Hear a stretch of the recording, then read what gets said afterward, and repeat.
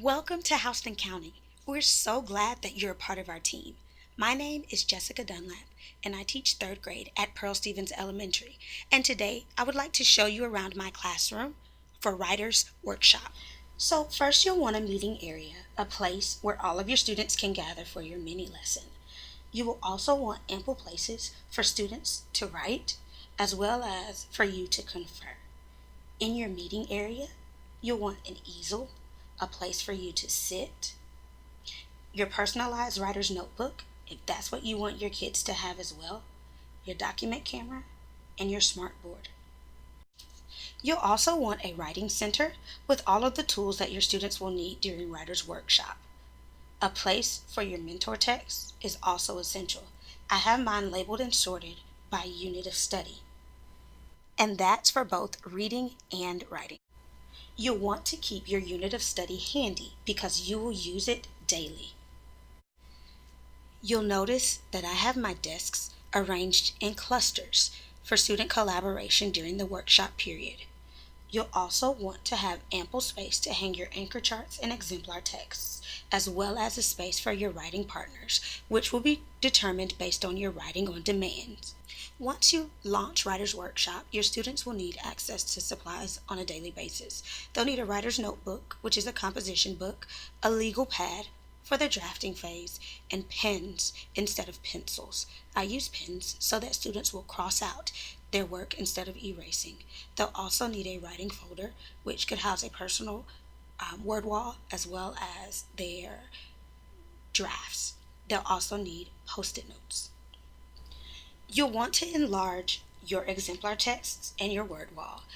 I do this and I laminate it as well. I enlarge the annotated copy so that students can see the expectations and also what it looks like. One note is that I know that there are certain materials that I want to use from year to year.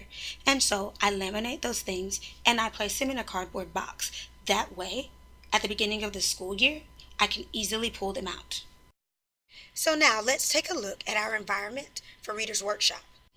You'll need chart paper to hang your anchor charts. Hopefully with your unit, you should be able to find individual sticky notes for your teach points. I laminate those individual teach points and place them in a folder. When I get ready to use them for a mini lesson, I put tape on the back and hang them on the chart paper. And when the unit is over, I put those pieces back in the folder just so that I can stay organized. You also need multiple bins for independent reading until you finish testing and open your classroom library. You'll want enough bins so that no more than 4 to 5 students share one bin. You'll also want these students grouped by reading level. Once you open your library, you'll want a shopping schedule to enable students to change their books out weekly outside of workshop time.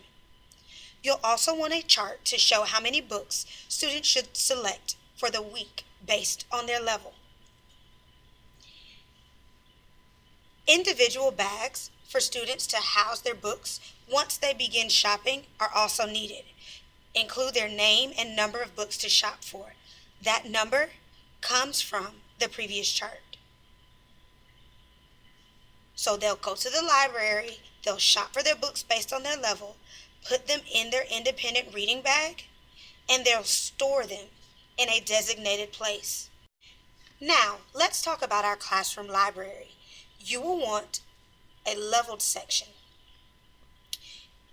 And in that leveled section, you only want the levels that are represented in your classroom. You'll also want a section organized by subject, series, or author, and you'll want both fiction and nonfiction. You'll also need a reader's notebook with tabbed sections. I've tabbed mine based on goals, independent reading, and read aloud. Just like Writer's Workshop, you'll also want your meeting area to be near your document camera and your smart board. Just like Writer's Workshop, there are supplies that students will need on a daily basis in Reader's Workshop. These supplies include a reader's notebook, which is a composition book, Post-its, and these Post-its can be housed in each student's independent reading bag. Also, in this independent reading bag, you may choose to house the reader's notebook. One more thing that will go in the reading bag will be the student's reading log, and they will use this reading log every day. You'll also want a word wall. This word wall could consist of high frequency words, shades of meaning, or content vocabulary. And last but not least, you'll want an area to hang anchor charts pertaining to Reader's Workshop.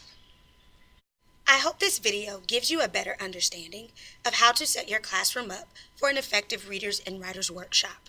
It's going to be an amazing year.